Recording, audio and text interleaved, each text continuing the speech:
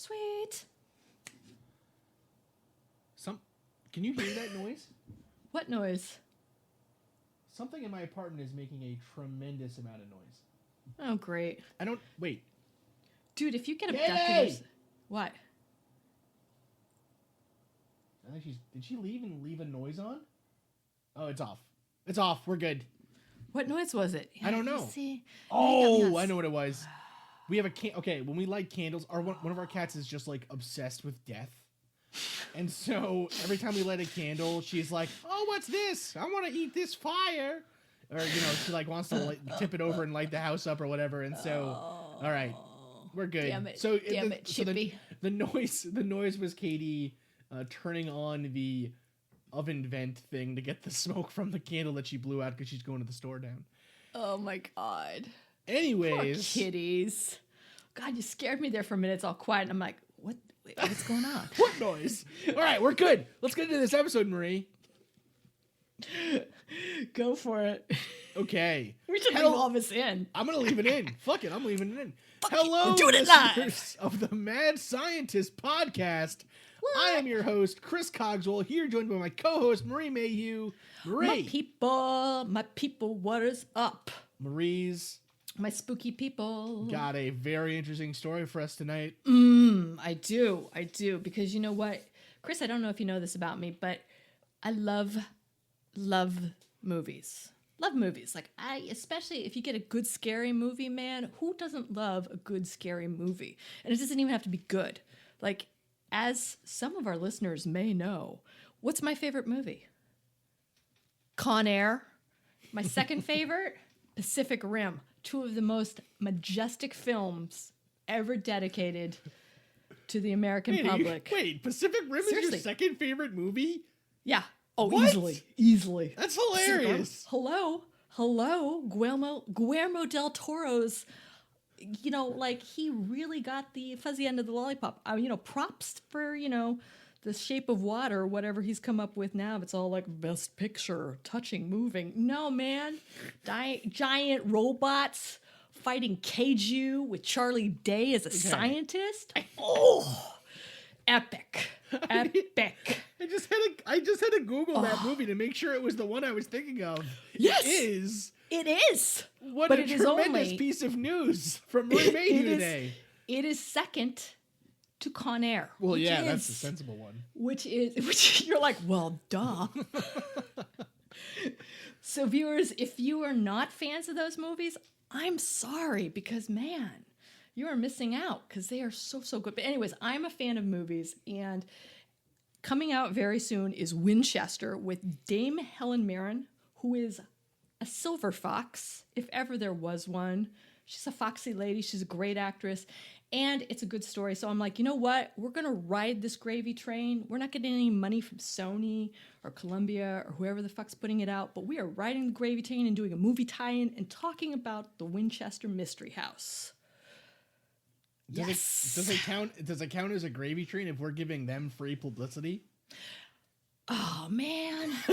And we get nothing? Hey, you know what? For the next hour and a half, I could talk about my other two favorite movies. No, anyway. No. Okay, let's start this episode. Welcome to the Mad Scientist Podcast. Tonight's episode, Winchester Mystery House.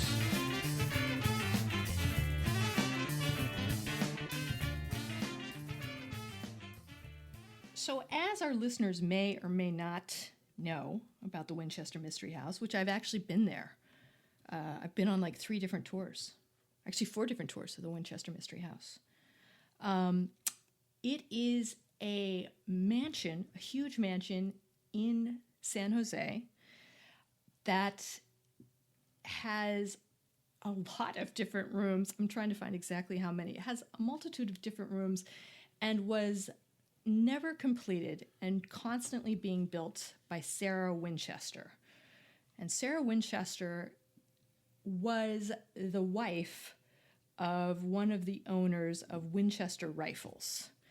And we can get into sort of how she got out to San Jose to actually start building this and sort of the tragedy of her life before she came out. But she came out, she purchased this small ranch farmhouse in San Jose, which at that time, turn of the century, 1860s, was very, very small, very, very rural. There was not a lot of running water, if any, and there certainly wasn't any kind of electricity. And began to build. And she did not stop building until she died in, I believe it was 1920. And it's not like she had a whole band or group of architects. She basically planned everything herself and built everything herself and hired local labor and craftsmen and woodworkers and made up all of the drawings, if there were any drawings, totally on her own, which was unheard of at the time. And there's a lot of reasons going into why Sarah Winchester would do this and had this sort of obsession with building this house, and why she never wanted it to be finished, and why there were certain aspects of the home that were creepy and didn't make any kind of sense, like a door that when you opened it basically led to the outside of the house and was like a 20-foot drop, or stairwell that basically leads up to nothing and is just dead end. So there's definitely yes. I just I'm quick, I want to jump in quick. Yes. Could it be that the house doesn't make any sense and never got finished because a dare I say person unqualified to design and build a house designed and tried to build the house? Now, right? see, I mean, if I mean, I don't know. Like, I've tried to kind of recreate in my mind like what the mansion from The Nanny had to look like. I can't even do that. You know what I mean? Like, it's impossible. Yeah. I don't even know. Yeah, but I'm a wackadoo because I like Pacific Rim. No, keep going. Well, okay, The Nanny is a classic. No, like legitimately though, like, could it just be that she just was a really shitty architect? Like, I don't know, architecture is hard. Like, don't you have to build stuff? Architecture's very hard. So there's a lot that goes into like making a house stand up. I mean, there's a lot of force balancing and physics and stuff. And she, I mean, I'm gonna guess she was when she built this house, 1884. Yes. Right. So by all accounts, Sarah Winchester was almost a prodigy. She was a very intelligent woman. She spoke multiple languages. She was a gifted piano player and musician, and was very well read and very, very intelligent on her own stature even before she was married. Well, yeah. So she definitely had, I would say she probably had more of an education and an intelligence to take on an endeavor such as building a house if given the right tools and counsel, and if she decided to stop, right? Like at a certain point, you just don't build anymore because you're like, you know what? I think 7 levels of a home, that's enough. I'm gonna just stop right here and not build anymore.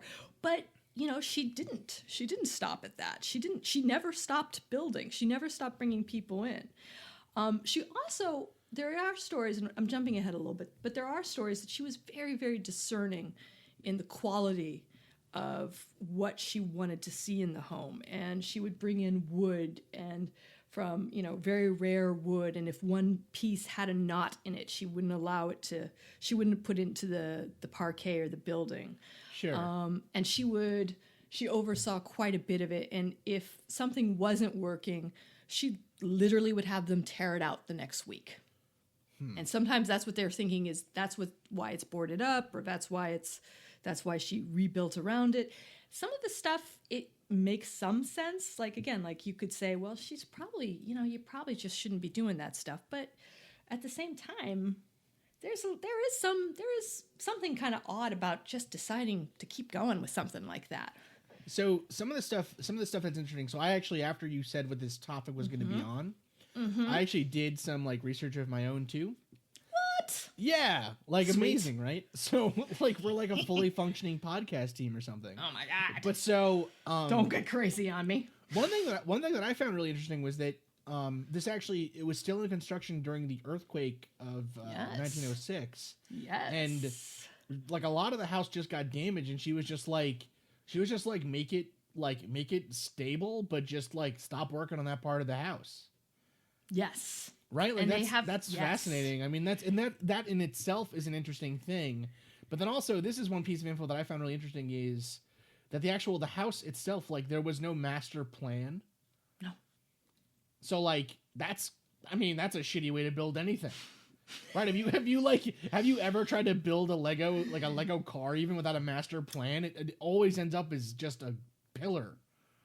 You know what I mean? Like I always get bored and I'm like, well, that's it. It's not anything now. Big pillar with wheels. So it's not even a race car. So we got this lady. She's very I would say it sounds quite a bit, and from what I read too, it sounds quite a bit like she is a standout in her time period, even, right? In being so well read, so kind of just kind of being almost a, not an academic per se, I guess, but being a very well read, well learned person. Yes. Right? In kind of a period of like extreme wealth, allowing you to kind of, like this is the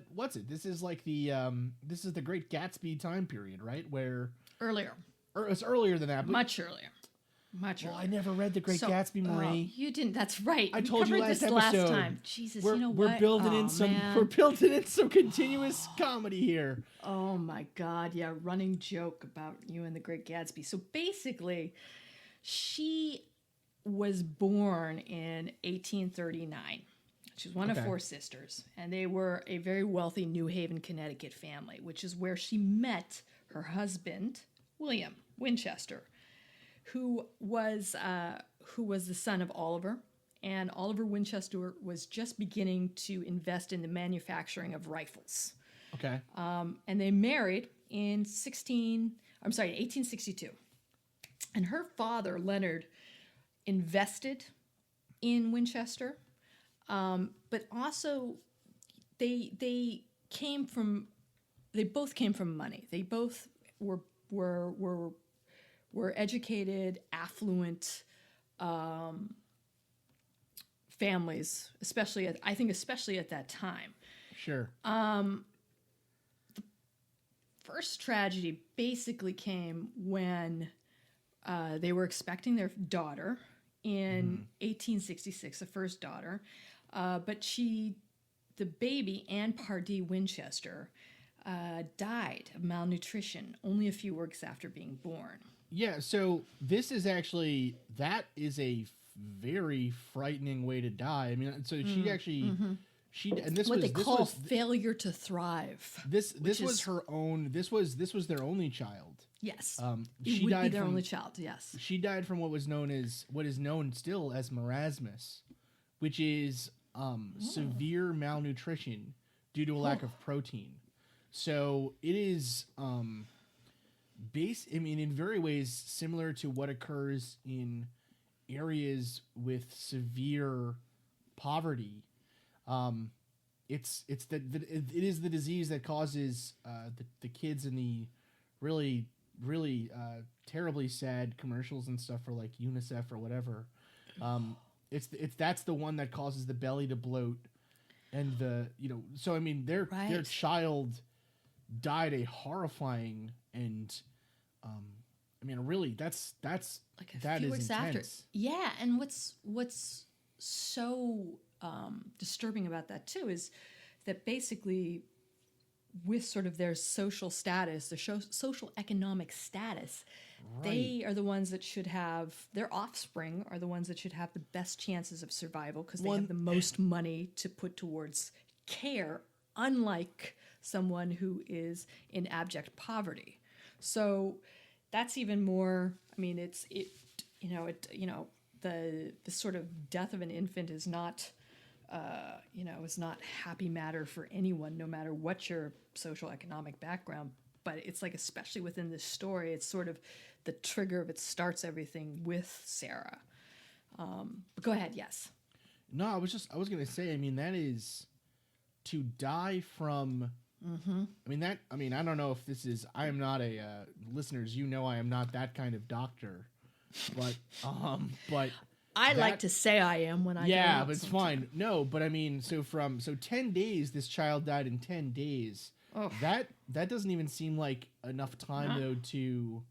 I wonder if this wasn't something like SIDS or something, right? Where they didn't have an explanation. I mean, also too, think about this. I mean, imagine the guilt that you would feel as a mother, right? Oh, yes. That your child died from malnutrition. I mean, Yes.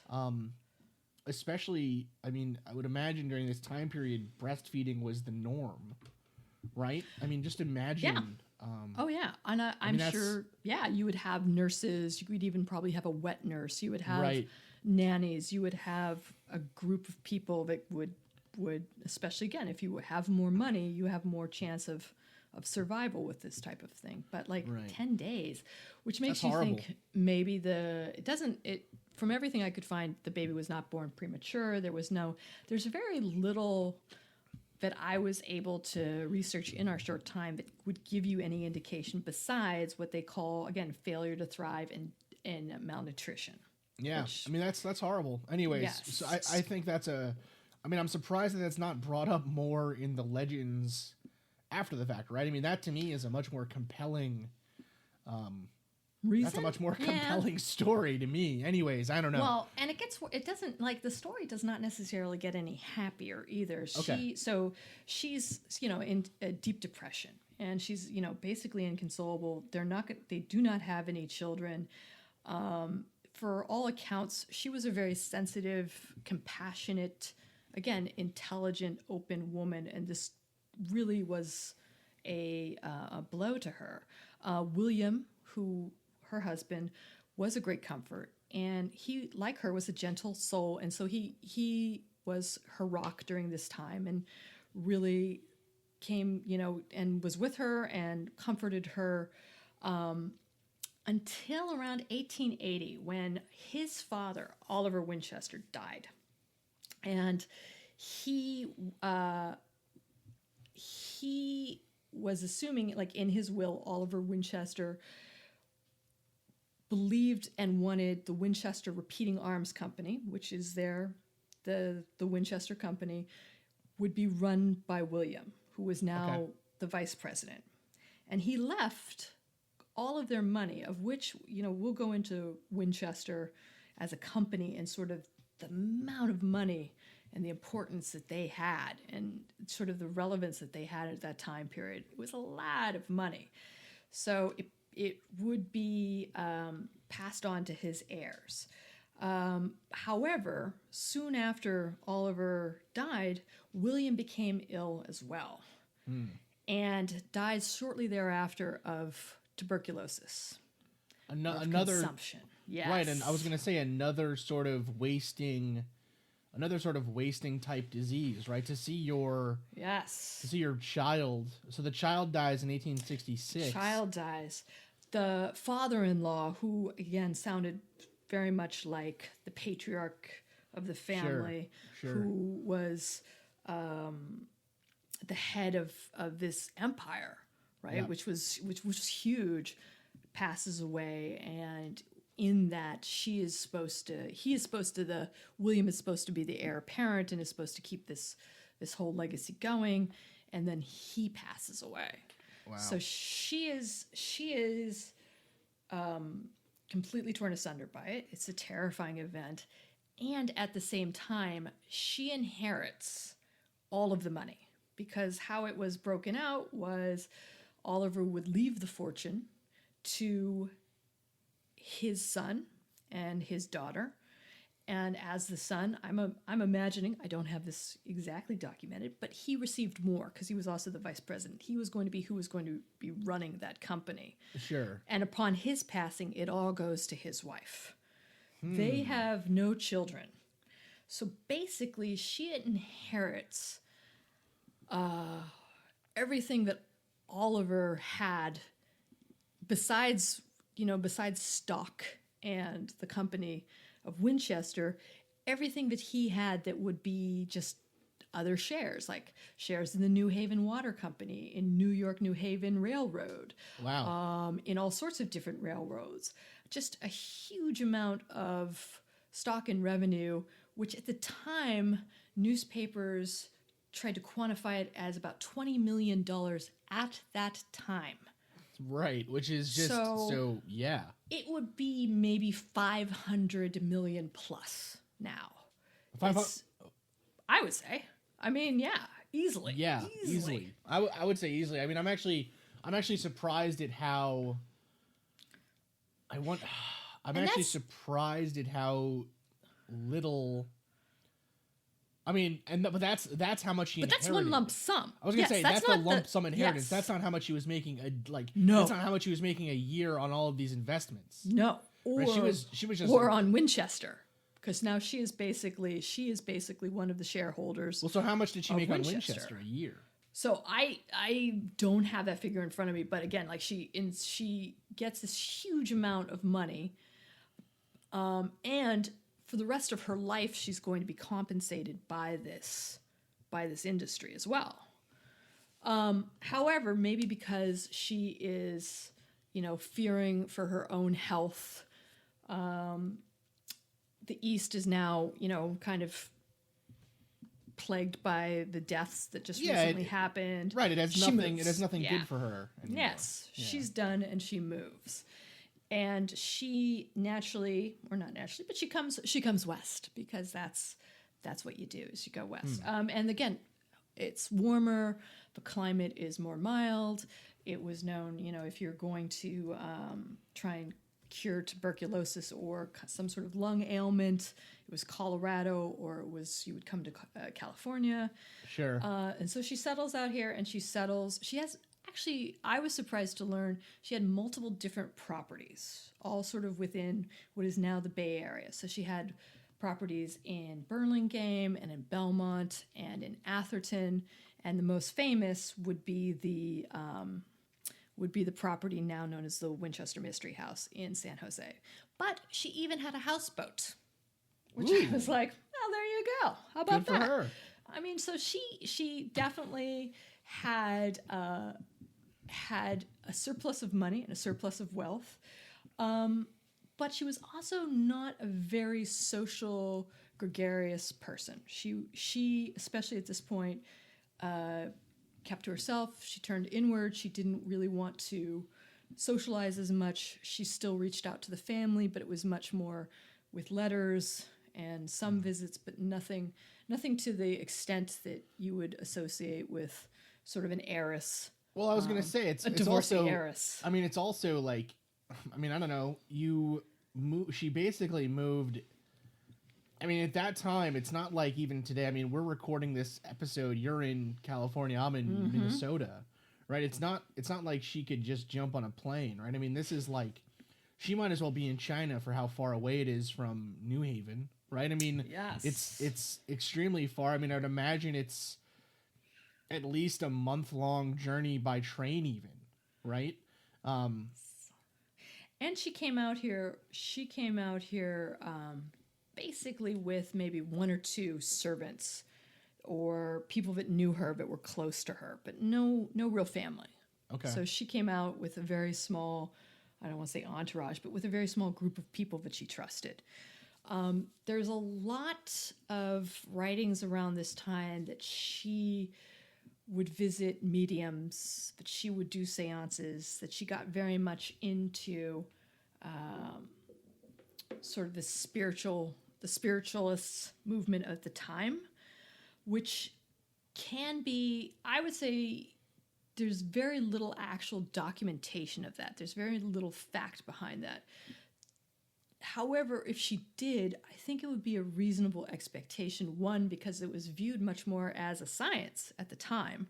It wasn't viewed as, it was viewed as more of a social norm and not a, that this was going to be something that would be proven and not something that was sort of, kooky seance, not necessarily what we view it as now, but there wasn't a stigma attached to it as much as it was viewed almost as a soft science. I'd say, like especially in the late 1800s. Sure. Well, this is also kind of before. This is really, I mean, we kind of think of this as we kind of think of like seances and all that stuff as being, at that time period being, like, what I would say is it kind of lost a lot of its luster and a lot of its seriousness after Harry Houdini, right? Yes. Proved so many of these people to be frauds, right? Houdini really kind of kicked off the modern day skeptical or kind of more debunking skeptical wing, right? Oh, so Houdini, yes. And he wasn't even born yet at the time this house was built or starting to be built, right? Houdini Houdini was born in like 1874, 75, around there. And this house, we're saying it's because, this house, she moved to San Jose. Actually, the stuff that I'm seeing says she moved there with her sister and her niece. Oh, and then purchased this house in 86. So at this point, Houdini is 12 years old. He's not debunking anything at that point. No, he's just being lippy. Stuff. But right, but so anyway, so I think that's interesting. So there's all these ideas out there that she was visiting mediums, but you're saying there's really no. There's no real proof of it. And Okay. I would say even if she did, she had just lost her child. She had just lost her husband. Right. I can understand that. Like, I can understand somebody who's now really very much alone, who's very affluent, who probably would attract the attention of people. I don't want to say charlatans, but I can see that maybe that would be a part and parcel almost to any sort of grieving process at the time with somebody that had that means, right? I mean, shit, it's still a part and parcel of the grieving process today, and I would say it is the realm of charlatans and necromancers and other ill-reputed folks. You know what I mean? Like, even if it's working, you're still a necromancer.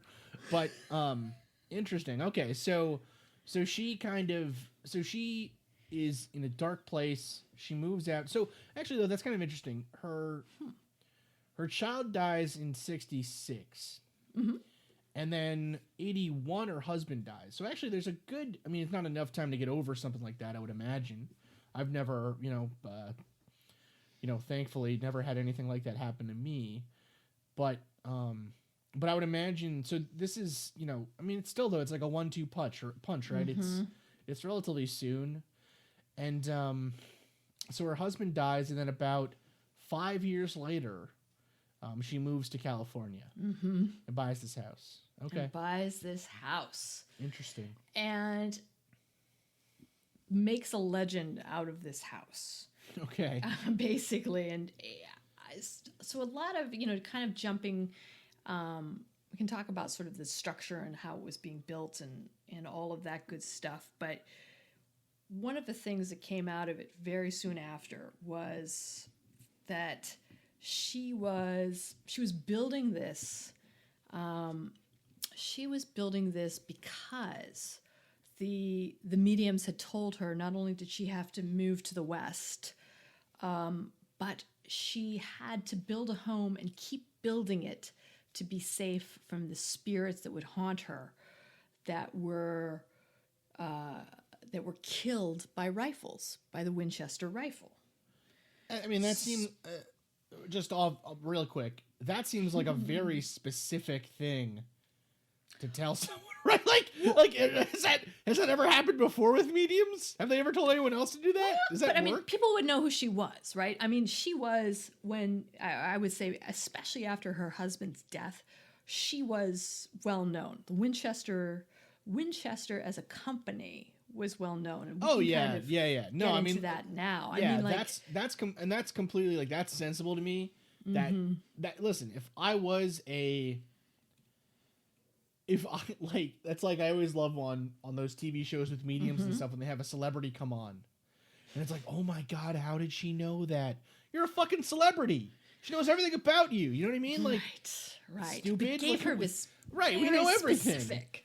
You're right. Very specific though. Like, she had to, well, and of course, this rumor only about what the psychic said to her only comes up after she's building the house. No. So Well, it's yeah, very I mean, much listen, psychics are very good at describing how things have happened, but are very bad at predicting how they will. Yeah, right. So it's like, yeah. So she's still building this house, and it is to elude the ghosts that she is cursed with because of the Winchester. You know what they say, Marie? If you're trying to hide from someone or something, the best course of action is to stay in one place with a really big project that's going to bring a lot of attention to you.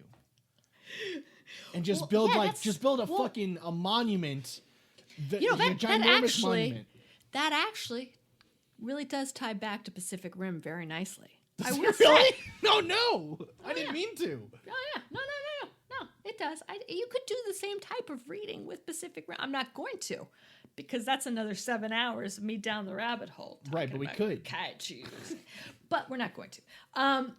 But so the reason that, and the other reason that they use this as, again, besides they use this as sort of the tent stake of which you could safely make this bet, besides Winchester being any other name like Rockefeller or synonymous with money, is the Winchester rifle under Oliver Winchester became the gun that won the West. So the most popular Winchester model, the 1873 rifle, was with the Colt 45, which is the revolver, and this is a shotgun, the gun that won the West. And they produced over 720,000 rifles between 1873 and 1916. They were affordable, and basically anyone during that time frame could own this weapon. So you look at it through almost a 20th century lens, and you would say, well, yeah, this is a woman who profited. This is blood money. This whole house, this whole mansion was built from the gun industry, from this insidious industry that was after the Civil War. But it was a revolutionary weapon because it was a reloader. And basically it went from firing a single shot, or it was repeating, but it would reload. It was repeating. So it could fire up to 5 times before being reloaded. So instead of a single shot, you could get out 5. Right. It's really the first rifle of its kind. Yes, it is. And there were other rifles that had the same technology. However, this model really refined it and revolutionized it to the point that it could be mass sold. Okay. So it was just a huge move forward in weaponry. And it was also, again, sort of in 20th century lens, cementing sort of a gun culture, because now the myth of it is, especially not just that she would be haunted by people that she killed or settlers necessarily, but that she would be haunted by the Native Americans that were killed by it, since it was a Western expansion, how the West was one weapon. So this is like, again, this is now sort of building up 2 mythoses, which is, that the gun that America has sort of, again, this love of guns, this love of the weapon, but then also this victimization of the Native American culture, which is definitely not beyond the pale and very true. However, one of the things that I found that I thought was very, very interesting was studies of the Little Bighorn. So the Battle of Little Bighorn, where General Custer comes in and he is with his troops basically going to try and wipe out Lakota. I believe it was Lakota. It was Sitting Bull, and I can't remember the other, but it was. They go back now and they're looking at the forensics of the actual battlefield where General Custer was massacred. Mm-hmm. And the weaponry they find is the majority of Custer and his men had single shot rifles. However, there were more weapons out there that would fit like what the weapon before this Winchester was, which was called a Henry rifle, which had multiple repeating shots to it. So this weapon was in everybody's hands. Everyone had a chance to buy it, or had a chance to purchase it, or its effect. I think, we like to try and think of it kind of maybe gun violence affecting one population or one group of people more than another. But basically, this is a really good illustration of it doesn't care who's firing it, it will kill.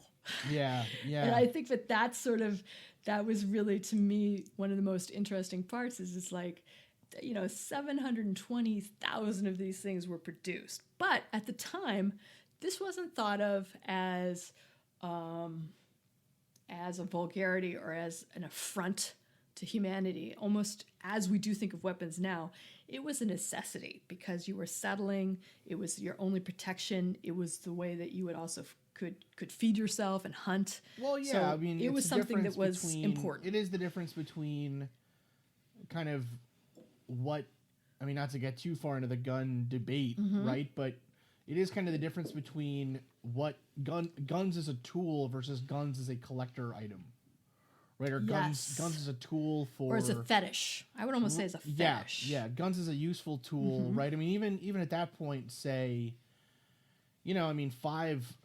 five shots, right? There's something to be said about this idea of kind of fair play, right?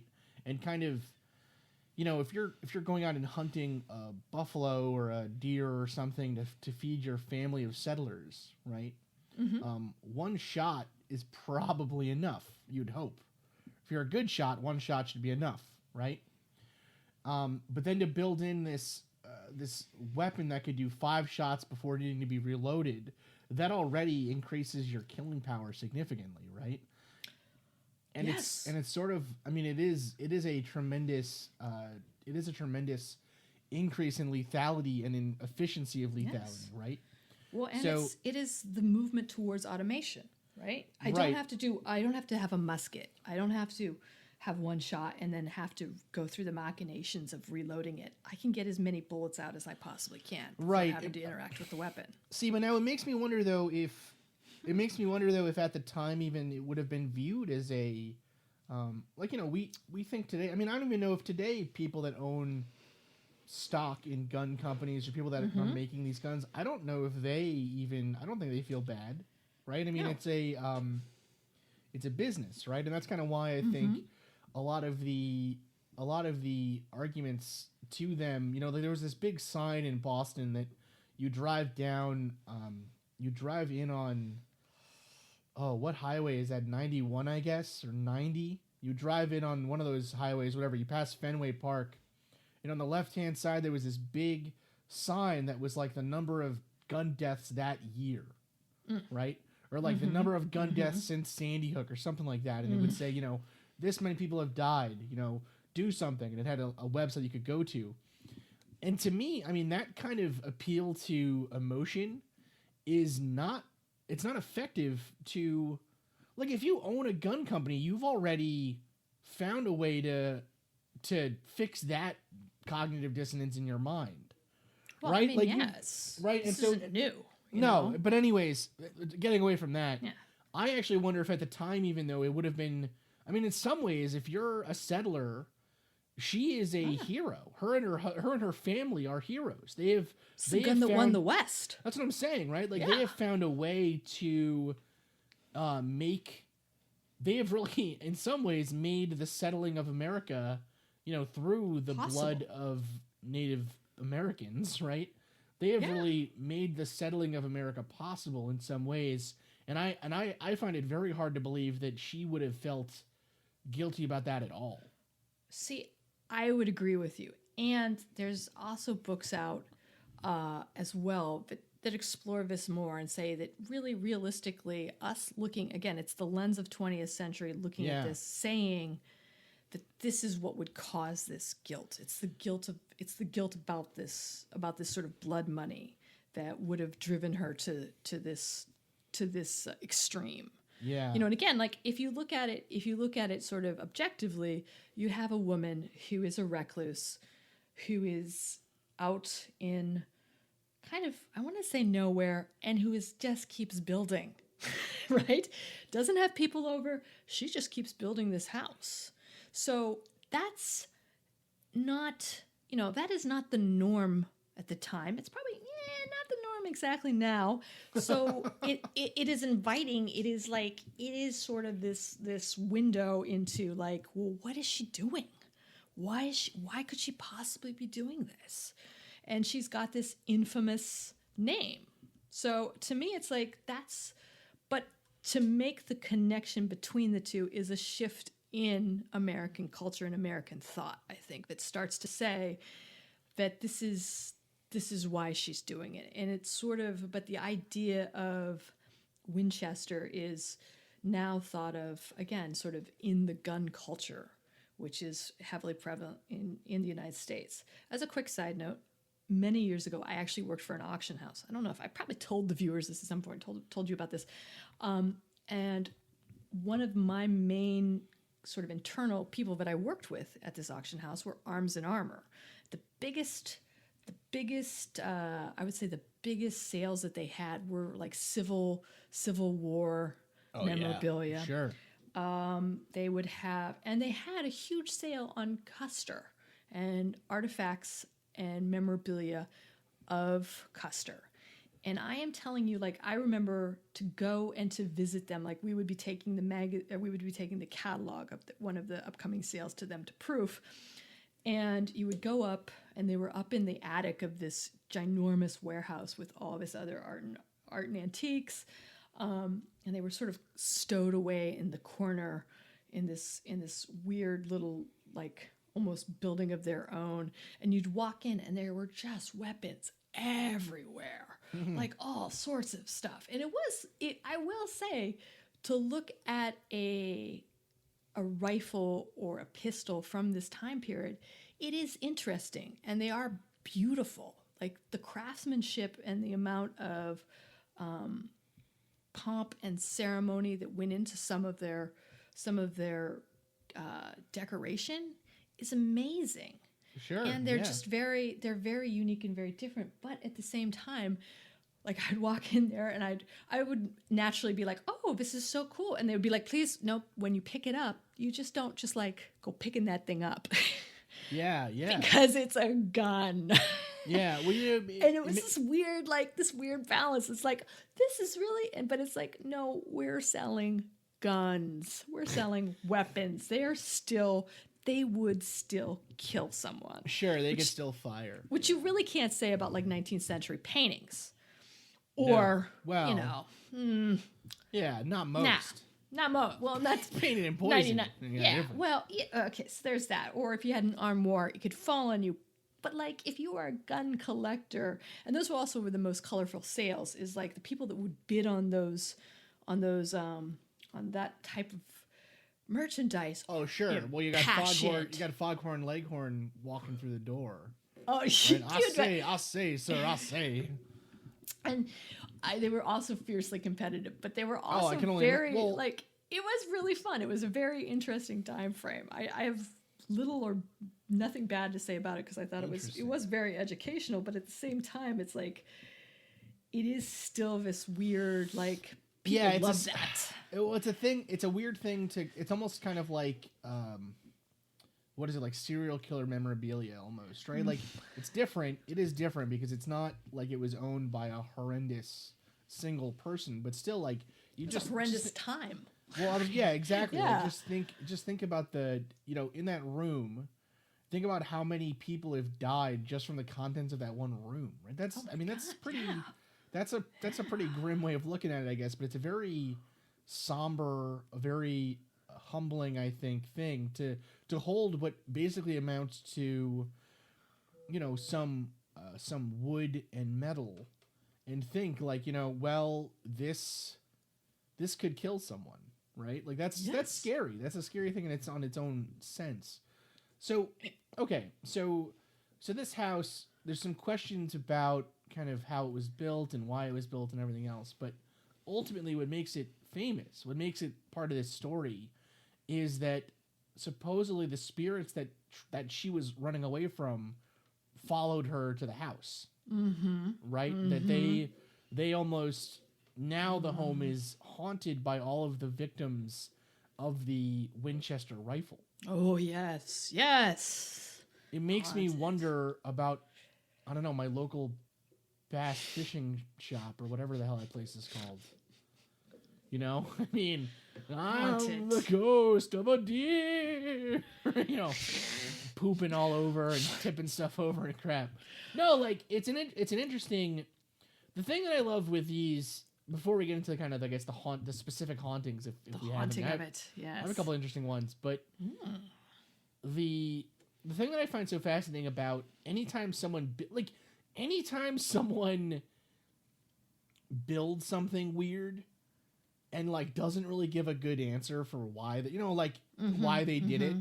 We always build, just as a people, we always seem to not be able to fathom kind of, you know, like, why would you do that? Right? I mean, I remember, I mean, you know, one of the cases that we worked on with Astonishing Legends was the Coral Castle, right? Yeah, I think And it's sort of similar in a weird It's way. very similar. It's very That's similar, true. I think, right? Of Nice, and nice call out. That's thank true. you. An eccentric, you know, an eccentric person building something. Yes. A recluse. Right, building something with their own plan and sort of just building it and, you know, not really giving any straight answers about why.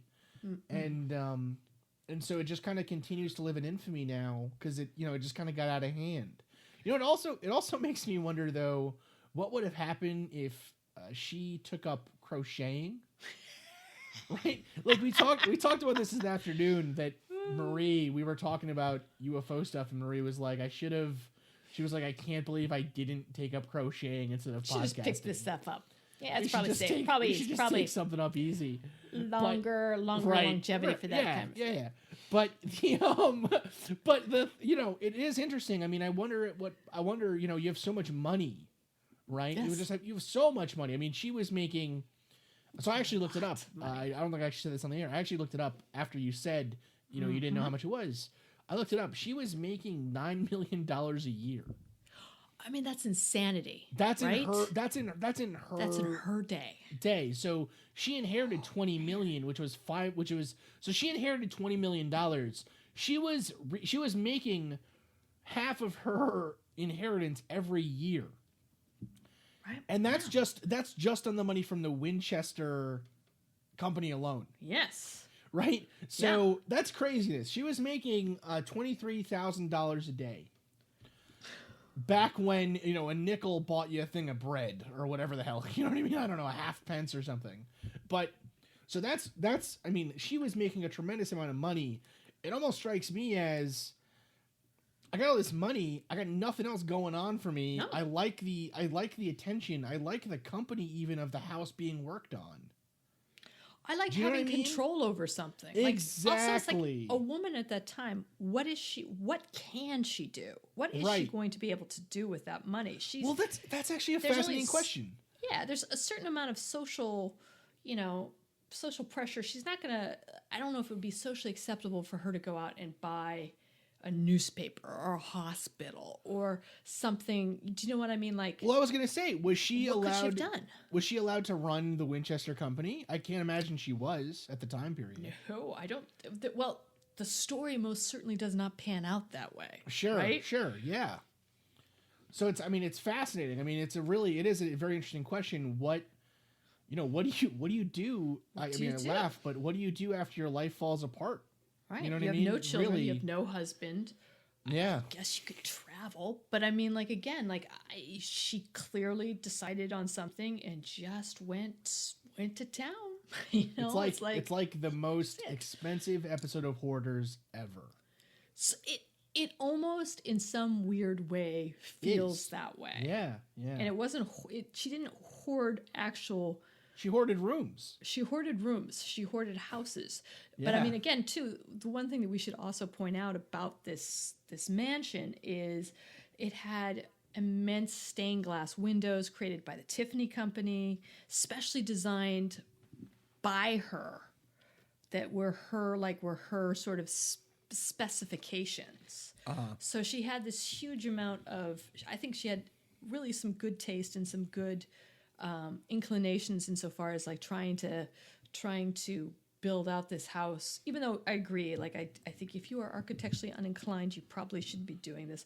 But she had all of this money and she just put it to whatever she possibly could. She had it insulated at the time.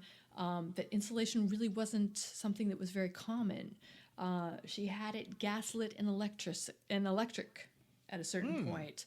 I'm pretty sure it was indoor. She had indoor plumbing, right? So it's like this huge, and this house wasn't like, again, it's not like, it's a 2-story or it's a story rancher out in Rancho Cucamonga. It is like, it was how many different bathrooms? Like there were like 35 bathrooms or something crazy like that. Like it was a huge amount of plumbing to have that happen. Right, it's a lot of money and Yeah, the surrounding gardens were amazing too. And they still are. I will say, like, so I have been on a tour. So I've actually been in the actual house itself, as I'm sure many of our astute listeners have as well. And it's not, I will say it's not, you're walking through it, it's not incredibly spooky. Like I wasn't spooked out by it, except we did one nighttime one with flashlights. And that was a little scary. That was a little much. That was a little. I mean, that's scary. That's scary in my own house. Yeah, hell this, yeah, right? So this says this is kind of a list of the stuff that's in the home. Yeah. There are 161 rooms. They're actually only 13 bathrooms, Marie. Oh, okay. All right. How many kitchens? 40. How many kitchens? 40 bedrooms. There we go. 2 ballrooms, 1 completed and 1 unfinished. So I guess you could put your own touches on it. Yeah. There are 47 fireplaces, over 10,000 panes of glass, 17 chimneys with evidence of 2 others, 2 basements, but only 3 elevators. I mean, not enough elevators. Listen, I'm a 5 elevator or nothing kind of guy. But I mean, imagine if you've got that many fireplaces, you've got to get that smoke out of there, right? You can't just light the fire and not have it, like it goes into the bedroom up above you. I mean, that is sort of a massive undertaking. That's amazing. That's crazy. Oh, and by the way, Harry Houdini toured the mansion. Oh, I bet he did. In 1924. I feel like I really want to as well. And he ended up calling it the Mystery House. So I think he added a little touch to it.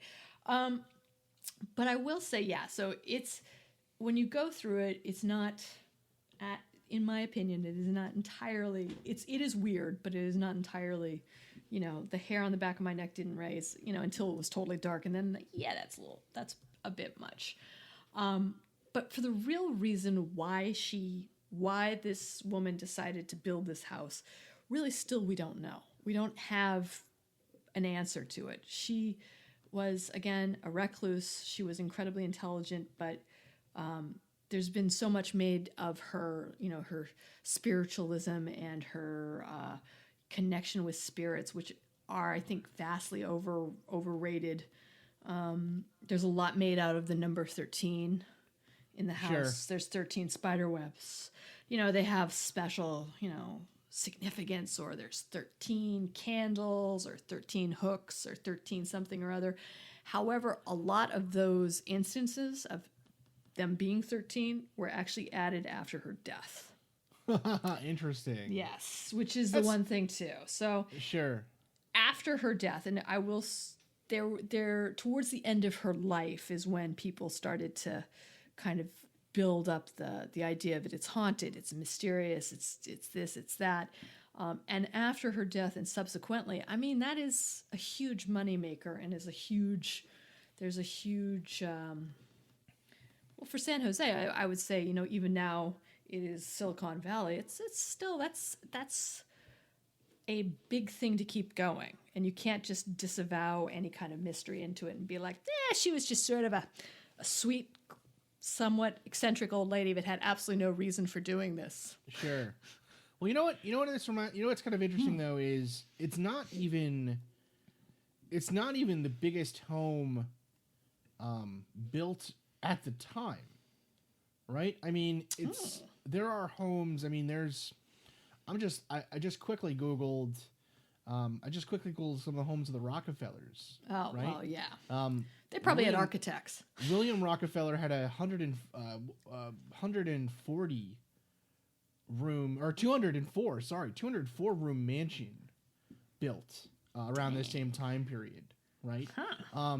The only difference is that they had architects.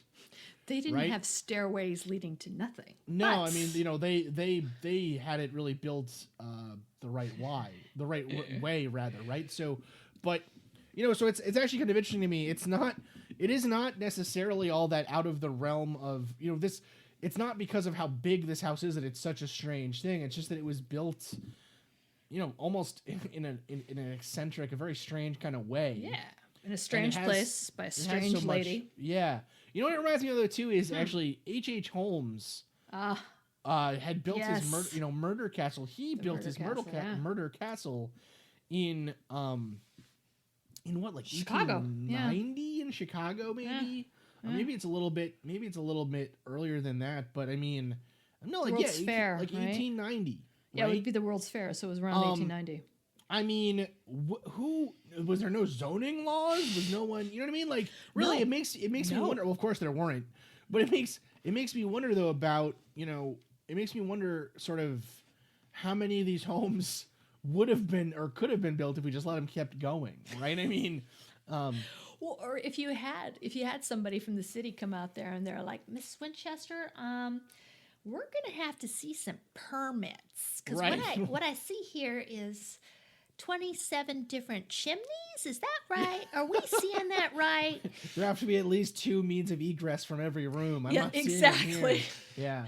But for any of our listeners out there that are feeling slightly let down by our debunking, by our boo-hawing on the creepy side of this, there are other rumors and other theories out there. And if you go to www.whoissarahwinchester.com, there is an entire thing on her being a Freemason / Rosicrucian, and how this house was an exercise in building a labyrinth to seek out and develop sort of this eternal knowledge.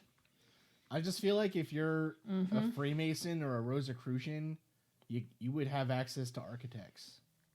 But you don't want them. You don't want them knowing this stuff. They're the uninitiated, dude. Come on, man. Masonry is all about architecture. That's how it started. It's the compass and everything. But you want to keep out the rabble. That's the actual builders. This is architects. I guess, Marie. But it's actually, all right. I'm reading it, and I will tell you, it is. It brings it back around. But I myself am very excited to go see the movie and get my big ass popcorn and my Diet Coke and just see Helen Mirren scare the shit out of me. So for those, we didn't really get into too much of the hauntings. For those, oh God, yes. Sorry. It is now considered. It is considered today to be one of the most haunted places in America. It is. Really? Yeah, it is. It's considered one of the most haunted ones. It is considered by who? Who's considering this? Highly, highly haunted. It's like a 5-star haunting. This was listed by Time Magazine as one of the most haunted places in the world. They've never been wrong before. Been wrong before. Time Magazine. Nope. And also, I mean, it does have kind of an air of, I mean, again, I guess if you were going to look at a place that has killed a lot of people, you would check out a place that was owned by this very seemingly depressed, it sounds like, gun magnate wife or widow.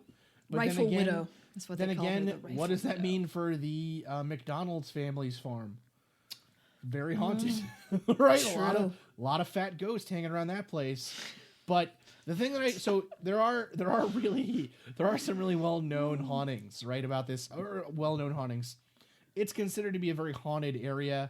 I actually had never really heard of any particular hauntings. I think that this is kind of one that's sort of built up, right? I mean, I think because we even ask, like, we make a point of asking our tour, right, just to be that obnoxious asshole that asks the question the question they've heard like maybe 72 times in one 8-hour shift. So have you seen any ghosts? Yeah. And they're always like, so I myself have not seen any spirits, any ghosts, or anything in peculiar. However, and then they'll go into some other story about like how it was highly like, and you're like, but you haven't. So right. Whatever. Yeah, I mean, I feel like we have a much better chance of seeing a ghost when we eventually go visit Mike in South Carolina. Oh my God! And that place that you go on his tour and people just keel over, faint, terrifying. Holy shit! Very spooky. I am very so spooky down time. for that. Me too. I'm super excited if that ever happens. So but, excited. Okay, so some of these supposed and then we'll hauntings, rent Con Air. It's gonna be dope. Okay, go ahead. Great. Some of these hauntings include potentially a handyman who still goes around the house supposedly and checks things out or whatever. Another one is a girl or a woman supposedly that haunts an upper floor and kind of specifically a room where during an earthquake. So there was a great earthquake in San Francisco in 1906. The big shake. Yep. And the owner of the home, she got stuck in a room. She got trapped in a room, and supposedly that room is haunted by a ghost of a woman who kind of, I don't know, makes noises or whatever, and can be seen walking the hallway sometimes. And then another one is just kind of, people feel like they've been getting pushed or prodded or poked or whatever. The thing that really, to me, I don't know, me personally, for a really good ghost story, a really good haunting, I want consistency. Right? Like, I want it to be like, we all see the same woman in the same dress. Right? That to me makes a good haunting, not necessarily just like, well, everyone gets a weird feeling in this place. I don't even go for the weird feeling. I'll tell you what, I like I said, I've been there a few times. Zero. And you haven't felt anything. No. And when I was there, like, again, one time we went with my mother-in-law, which was just sort of a trip to begin with. But even she was like, I'm waiting. And she's from the Bronx, right? She's from New York and she's from the Bronx. Yeah. And so if you're gonna be whipping out a ghost or some spooky shit, you better get on that, because it's like she's only got so much time. No, yeah, she's got like, places to be. She's like, all right, so what is this? We've been in here like 20 minutes. I'm not. Seems pretty normal. Just seems like a big house with stairways. Whoopsie-doo. And it's like, well, Mary, no, because blah, blah, blah. And there was so, and she's like, Yeah. Are we going to eat for this? Is there like an Arby's around here that we're going to hit on our way home or what? It's like, nice. So that was about it. Yeah, that's my mother. I'll tell you what, I have had a lot weirder feelings in a lot of Arby's than I have ever had. That's true. In a lot of places that are supposedly haunted. You know what this reminds me of too is so the only haunted place I've ever been to, supposedly haunted. Well, actually, no, that's not true. I've been to some. I did have a really weird feeling. I went to the main. I can't remember what it's called. I had a really phenomenal time in Hungary, in Budapest, and I loved it there, right? And so I can't remember if it's on the Buda or the Pest side of the river. But I think it was I can't remember. Whatever, but. It's like it's like a fortress, like a main castle that was built, right? By the Magyar princes or king or whatever. And there was a torture chamber you could go into in the castle. Oh. And like you went in this room and I think it must have been the acoustics or something. But it made like it was a distinctly colder room than all the other surrounding rooms. It was all stone. The rest of the castle was really well, furnished nowadays and clearly insulated and whatever. But this one room, they just left it as like the bare stones and everything. It was amazing. It was really cool. But like that's Europe, right? I mean, it's so much more haunted. It's like, Shimon, my son, we haven't been around long enough to be really that spooky. No. Right? Yeah. So I find it interesting. I mean, I think it would just be worth going to see this house just because it sounds beautiful.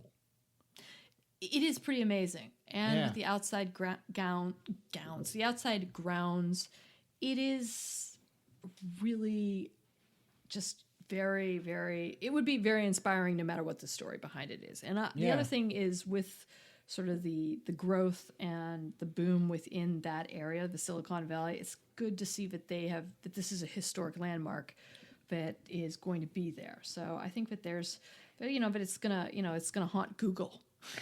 It's gonna Right, haunt Google right. and Right. and Dropbox or whatever's down there now. So I like that part of it. And it is pretty. It is pretty. And you know what? I hope it is haunted. I don't even care who's haunted. I hope it's haunted because that's kind of cool too. I hope it's haunted. And I hope don't it's even haunted care. by Helen Mirren because you know Yeah. what? She could haunt the shit out of stuff, man. Oh. Listen, Helen Mirren, Dame Helen. want to come on the show? Dame Helen. Oh my Talk about- God. Oh my God. Never gonna happen, Marie. Hashtag goals for life is Helen Goals for Mirren. Oh my life. God. All right. I would just, okay.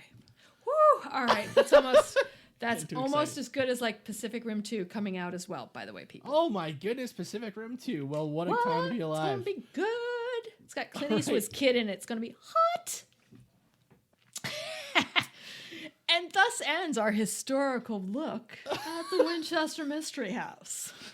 Thank you, dear listeners. We have had a great time tonight. I hope you have as well. I am, as always, Chris Cogswell, here with my co-host, Marie Mayhew. Sony, you owe us some sweet, sweet money on this one. You're welcome. Yeah, or at least a cameo in Pacific Rim 2. I mean, that just seems sensible at this point. Damn!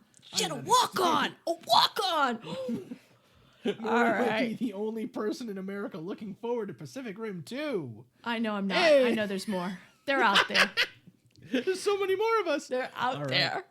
Well, thank you again for listening, and we will be back in 1 week with the next episode. Night!